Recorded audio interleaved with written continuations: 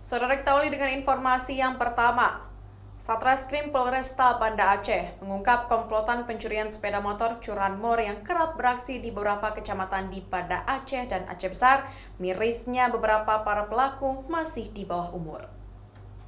Mereka adalah Z 15 tahun dan MH 18 tahun, warga asal Biren serta MJ 17 tahun, TMA 17 tahun, warga Banda Aceh. Sementara satu orang lainnya yakni KH alias Bumbu masih dalam pengejaran petugas.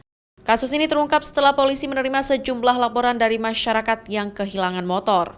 Petugas langsung melakukan penyelidikan hingga akhirnya mendapat informasi bahwa pelaku pencurian motor tersebut yakni Z dan MJ berada di sebuah bengkel kawasan Deah, Kelumpang, Kecamatan Meraksa.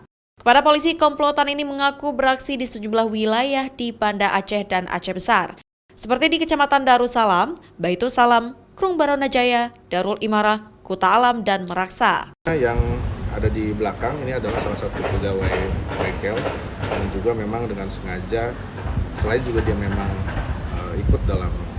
terlibat dalam kelompok tersebut, ya dia juga yang melakukan potong-potong, cincang rangka-rangka dari motor tersebut.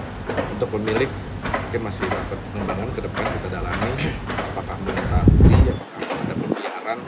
Artinya memang kami betul-betul potensi bahwa jika memang terlibat bengkel-bengkel tersebut, pasti akan kita tersangkakan.